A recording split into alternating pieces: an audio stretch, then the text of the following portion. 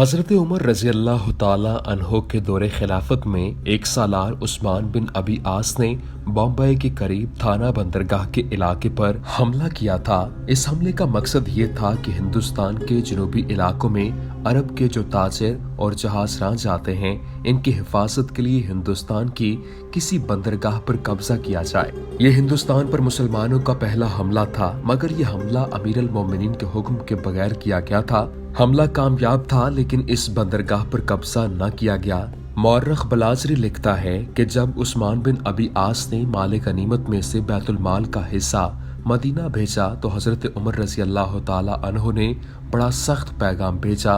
उन्होंने लिखा, मेरे सकफी भाई, तेरी ये कार्रवाई बहुत खतरनाक थी। जो फौज इस हमले के लिए ले गया था वो तो एक कीड़े की मानिंद थी जिसे तूने लकड़ी पर बिठाकर समंदर में डाल दिया था। अगर ये फौज इतनी दूर जाकर किसी मुश्किल में फंस जाती तो खुदा की कसम मैं तेरे कबीला सकीफ से इतने आदमी ले लेता। आप देख रहे हैं daily Jameel series Fatih Sindh Mohammad बिन कासिम सीरीज की ये 5वीं एपिसोड है। इसके कुछ ही दिनों बाद उस्मान बिन अबी आस ने अमीर अल मोमिनीन की इजाजत से सिंध पर एक और हमला किया। उन्होंने अपने लश्कर को 2 हिस्सों में तकसीम कर दिया। एक हिस्से के सालार उस्मान खुद थे और उन्होंने दूसरे हिस्से की कमान अपने भाई मुगीरा को दी थी। लश्कर का ये हिस्सा बहरी बेड़े में गया था और समंदर की तरफ से दबील के मुकाम पर हमला किया गया था। उस्मान ने खुद एक और मकाम पर हमला किया था जो बुर्ज के नाम से मशहूर है। उस वक्त राजा चच सिंध का हुक्मरान था। दबील का हाकिम चच का एक बड़ा दलेर जर्नैल सामा था। उसने अपनी फौज को किले से बाहर लाकर उस्मान बिन अबी आस के भाई मुगीरा का जम कर मुकाबला किया। मुगीरा दुश्मन की फौज के कलब तक पहुंच गया और सामा को ललकारा। इस तरह दोनों फौजों के सालार आमने सामने हुए। मुगीरा ने बिस्मिल्लाह और फी सबीलिल्लाह का नारा लगाया और सामा पर हमला किया। सामा जख्मी तो हुआ, लेकिन जो जख्म मुगीरा ने खाए वो मोहलक साबित हुए और मुगीरा शहीद हो गए। फतह तो मुसलमानों को ही हासिल हुई, लेकिन ये फतह खासी महंगी पड़ी। कुछ वजूहात की बिना पर इन मुकामात पर कब्जा न किया गया। इसके 6 साल बाद एक और सिपा सालार अब्दुल्ला बिन आमिर बिन रबी ने ईरान को फतह किया। फिर वो सीस्तान पर हमला आवर हुए, जहां के हाकिम मरज़बान ने हथियार डाल दिए। सीस्तान पर कब्जा मुकम्मल हो गया तो सिपा सालार अब्दुल्ला ने अपने एक और सालार कल्बी को मकरान पर हमले के लिए भेजा। उस वक्त मकरान पर राजा रासिल की हुक्मरानी थी। उसने सिंध के राजा चच से मदद मांगी। चच ने रासिल की मदद के लिए अपनी फौज भेज दी। इस तरह दुश्मन की तादाद दुगनी से भी बढ़ गई। इसके बावजूद मुसलमानों ने फतह पाई और मकरान के एक बड़े हिस्से पर मुसलमानों का कब्जा हो गया। इससे पहले भी हजरत उमर रजी अल्लाह ताला अन्हो की ज़माने खिलाफत में उनके मुकर्रर किए हुए इराक के हाकिम अबू मूसा अशरी ने अपने एक सालार रबी बिन ज़ियाद हारसी को फौज देकर मकरान पर हमला कराया था और मकरान तहे तेग भी हो गया था, लेकिन फौज को वापस बुला लिया गया। अबू मूसा अशरी ने मकरान के माले गनीमत में से बैतुल माल का हिस्सा अलग करके अमीर अल मोमिनीन को भेजा। ये माले गनीमत ले जाने वाले एक तजुर्बेकार कमानदार सहार अब्दी थे।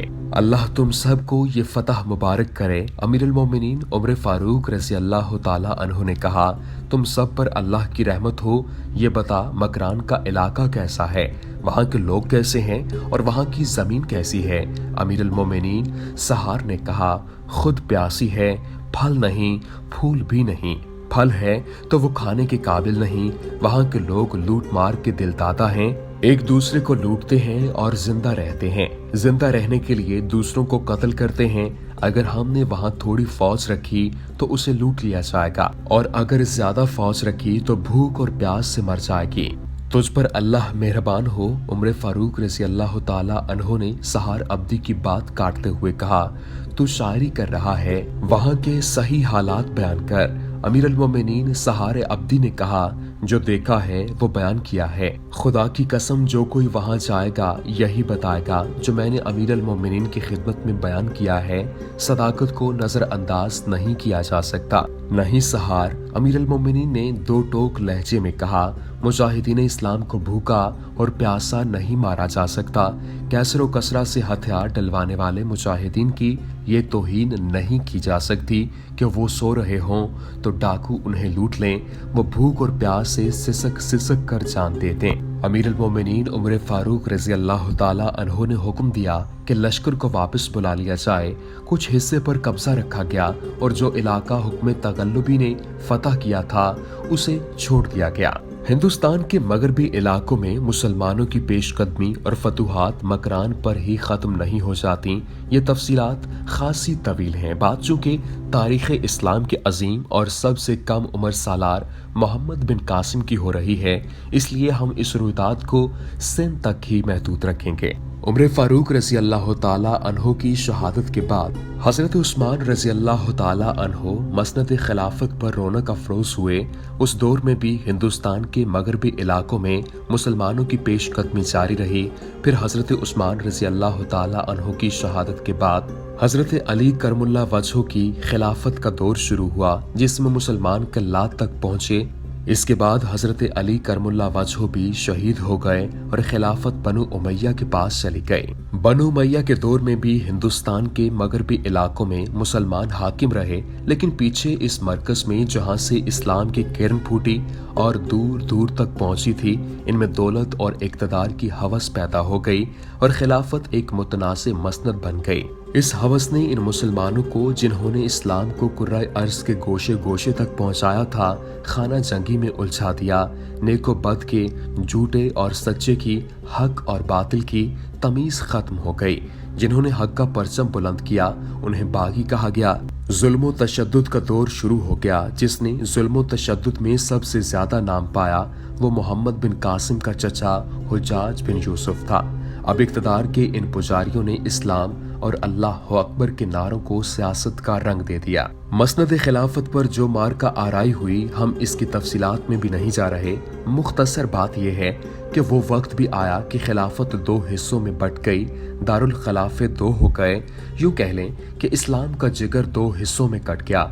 फिर अब्दुल मलिक बिन मरवान का दौरे खिलाफत शुरू हुआ तो उसने बगावतों और खाना जंगी की कैफियत को ख़त्म किया और उमवी हुकूमत को मुस्तहकम किया। हुज्जाज बिन यूसुफ उसी दौर में हाकिम बना और शोहरत पाई।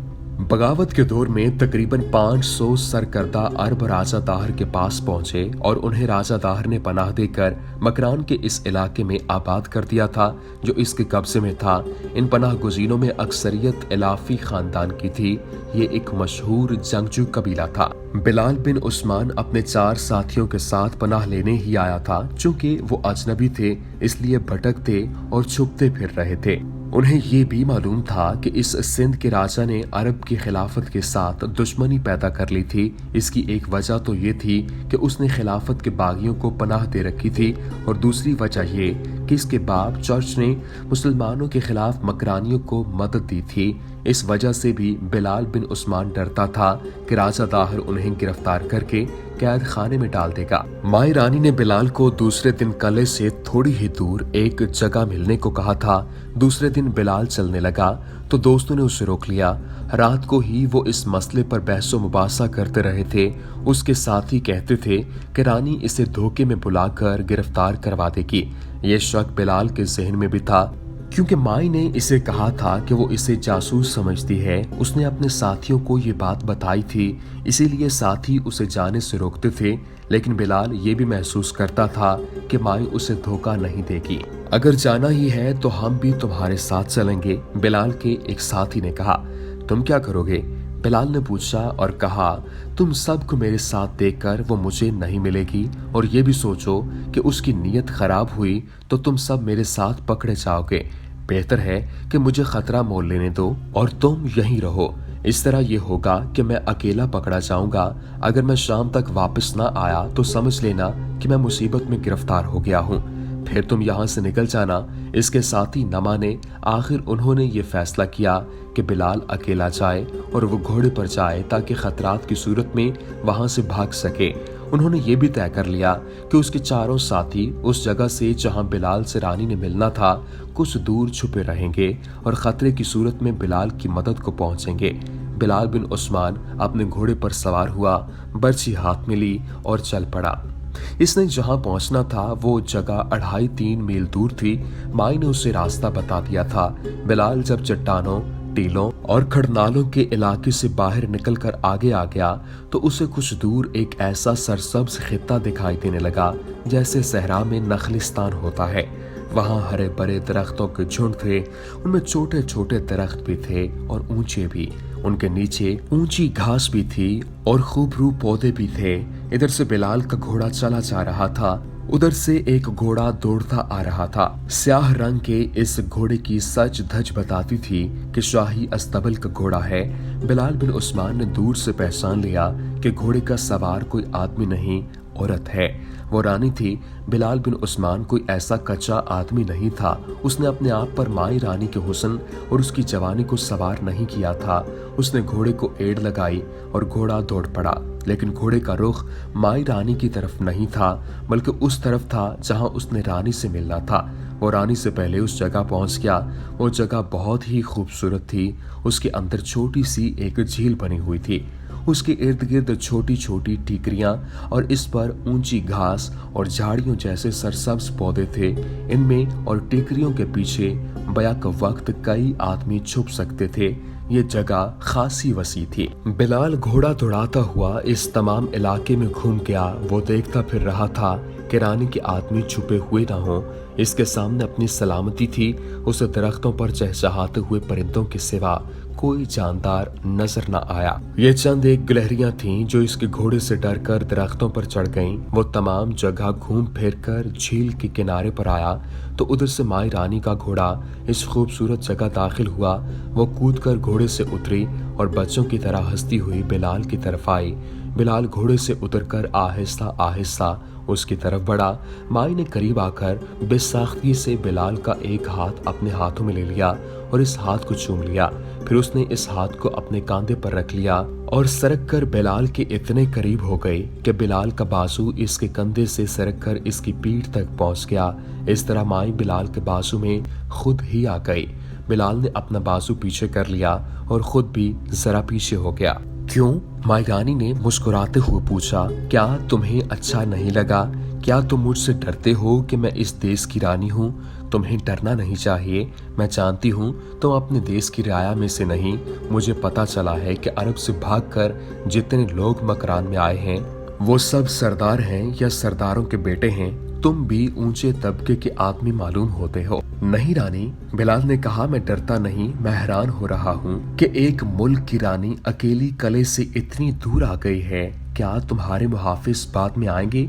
नहीं, माई ने जवाब दिया, यहाँ और कोई नहीं आएगा। मैं इन रानियों में से नहीं जो रियाया पर रोक डालने के लिए मुहाफिजों के पूरे दस्ते के साथ बाहर निकला करती है। क्या राजा ने तुम पर अकेले बाहर निकलने की पाबंदी नहीं लगाई? नहीं, माई ने जवाब दिया, तुम्हें हैरान होना चाहिए, कोई रानी कले से इतनी दूर अकेले नहीं जाया करती, लेकिन मेरा मामला कुछ और है। वो कैसे? ये अभी नहीं बताऊंगी। माई ने जवाब दिया, पहले देखूंगी कि तुम्हारा दिल मेरी मोहब्बत को कबूल करता है या नहीं। मुझे तुम्हारी मोहब्बत खींच लाई है। क्या तुम मुझे मोहब्बत के काबिल नहीं समझते? समझता हूँ रानी, बिलाल ने जवाब दिया, लेकिन मैं और भी बहुत कुछ समझता हूँ। तुमने मेरे लिए बहुत खूबसूरत जाल बिछाया है। मैंने सुना था कि अरब के लोग हमारे मुल्क के लोगों से ज्यादा अक्लमंद होते हैं। माई ने कहा, लेकिन तुम तो अकल से बिल्कुल ही खाली हो। क्या तुम ये समझते हो कि हमारी फौज 5 आदमियों को पकड़ नहीं सकती? तुम्हें पकड़वाना होता तो क्या रात के वक्त फौज की थोड़ी सी नफरी भेजकर तुम्हें तुम्हारे साथियों समेत तुम्हें नहीं पकड़ा जा सकता था? तुमने मुझे मोहब्बत के काबिल क्यों समझा है? बिलाल बिन उस्मान ने पूछा। क्या तुम्हें मुझसे बेहतर कोई अपने मुल्क का आदमी नहीं मिला? मैं रानी हूँ बिलाल, माई ने कहा। हो सकता है तुमसे ज्यादा खूबसूरत जवान मेरी मोहब्बत में तड़प रहे हों, लेकिन वो ऐसी बात जुबान पर नहीं ला सकते। रानी को रियाया देवी समझती है, रानी की लोग पूजा करते हैं, लेकिन बिलाल आज एक रानी एक अजनबी के पास मोहब्बत का पैगाम लेकर आई है। अजनबी भी ऐसा जो न जाने कौन है और क्या है। मुझे तो यकीन सा हो चला है कि हम दोनों पिछले जन्म में इकट्ठे रहे हैं। हम दोनों एक थे। मेरा मजहब नहीं मानता कि इंसान मरकर फिर दुनिया में आ जाता है। माई कहने लगी, मोहब्बत में मजहब को न लाओ बिलाल, थोड़ी देर मेरे पास बैठो, मेरा दिल तोड़ के न जाना। इसने बिलाल को अपने पास बिठा लिया।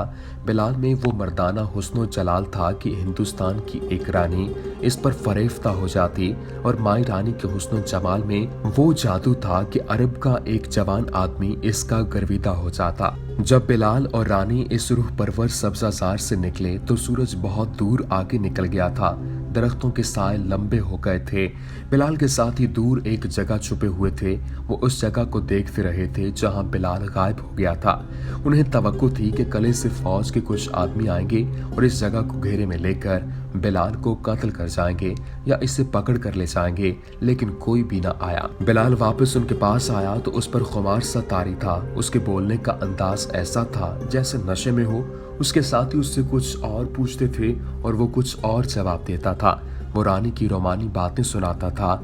साथियों ने उसे बुरा भला कहा तो वो जरा होश में आया। खुदा की कसम, उसने कहा, माई ने तुम सब का इंतजाम कर दिया है, रानी हमें कले में रख लेगी, वो कल फिर आएगी। दूसरे दिन बिलाल बिन उस्मान फिर उस जगह माई रानी के पास बैठा हुआ था। दोनों के वालेहानापन का ये आलम था जैसे एक दूसरे में तहलील हो जाने की कोशिश कर रहे हो। वो दरख्त की शाख पर बैठकर कबूतर और कबूतरी लगते थे जो प्यार और मोहब्बत में मगन होती हैं। क्या अब भी तुम मुझ पर शक करते हो? माई ने बिलाल से पूछा। अपने दिल से पूछो, क्या मैं तुम्हें पकड़वा दूंगी? ये शक तो नहीं रहा कि तुम मुझे पकड़वा दोगी, बिलाल ने कहा, लेकिन मुझे इस सवाल का जवाब नहीं मिलता कि तुम अपने खावंद को धोखा क्यों दे रही हो। वो इतना बड़ा राजा है और सुना है वो तंदुरुस्त और तवाना है, और वो बदसूरत भी नहीं और वो बूढ़ा भी नहीं। फिर तुम उसे मोहब्बत के काबिल क्यों नहीं समझती? मुझे उसके साथ इतनी मोहब्बत है कि मैं उसे अपनी जिंदगी भी दे दूं। माई ने कहा, उसे कांटा चुभ जाए तो मैं इस तरह तड़प उठती हूँ जैसे कांटा मेरे दिल में उतर गया है। वो चुप हो गई। कुछ देर बाद बोली, तुम मानोगे नहीं, मैं तुम्हें एक अजीब बात बताने लगी हूँ। राजा दाहर मेरा खावंद है, लेकिन मैं उसकी सगी बहन हूँ। बिलाल ने चौंक कर माई को देखा। माई ने बात ही ऐसी कहती थी जिसे सच माना ही नहीं जा सकता था। मैं सच कह रही हूँ बिलाल, माई ने कहा। मैं राजा दाहर की बहन हूँ और वो मेरा खावंद है। हमारी शादी इसी तरह हुई है जिस तरह हिंदुओं की शादी हुआ करती है। हमारी शादी पंडित ने कराई थी। हम मजहबी तौर पर खावंद और बीवी हैं, लेकिन जिस्मानी तौर पर बहन भाई हैं। हम बे औलाद मर जाएंगे। राजा दाहर मर जाएगा तो मैं उसकी लाश के साथ चिता में जिंदा जलाई जाऊंगी। लेकिन ये शादी हुई कैसे? बिलाल ने पूछा। इस शादी का मतलब क्या है? मैं बताती हूँ, माई रानी ने कहा, और उसने बिलाल को सुनाया कि भाई ने अपनी सगी बहन से शादी क्यों की। माई रानी ने अपनी शादी का जो किस्सा सुनाया वो एक तारीखी वाकया है। उसकी तफसीलात तारीख मासूमीन और चचनामा में मिलती है। दाहिर सिंध का राजा बना तो उसने एक अपने मुल्क का दौरा किया, अपने लोगों से मिला और अपनी सरहदों का भी जायजा लिया। उसका ये दौरा कई महीनों पर फैला हुआ था। वो जब वापस अपनी राजधानी अरोड़ आया तो शहर के तमाम लोग उसके इस्तकबाल के लिए रास्ते के दोनों तरफ खड़े थे। उन्होंने अपने राजा पर फूल बरसाए और उसके रास्ते में फूलों की पत्तियां बिछाई। राजा दाहर ने अपनी राजधानी के लोगों की ये फरमाबरदारी और अकीदतमंदी देखी तो उसने उसी रोज दरबारे आम मुनाकिद किया। चंद एक सरकर्दा अफराद को इनामात दिए और लोगों को खाना खिलाया। जब लोग अपने घरों को चले गए तो वो पंडित और वो नजूमी उसे तन्हाई में मिले। इसकी मिदह सराय की और उसे देवता बना दिया। हमने महाराज का और महाराज की बहन माई के जायचे निकाले हैं। एक नजूमी ने कहा, आने वाले कई सालों में कोई गड़बड़ नजर नहीं आई सिवाय एक खराबी के। फातिह सिंध मोहम्मद बिन कासिम सीरीज का सिलसिला जारी है। अगली एपिसोड में आपको बताएंगे कि वो खराबी क्या थी और माई रानी की शादी राजा दाहर से क्यों करवाई गई। उम्मीद करते हैं कि आपको हमारी ये वीडियो पसंद आई होगी। वीडियो पसंद आने की सूरत में लाइक कीजिए, शेयर कीजिए और हमारे चैनल को सब्सक्राइब करना न भूलिएगा। फमा अलैना इल्लल बलागुल मुबीन।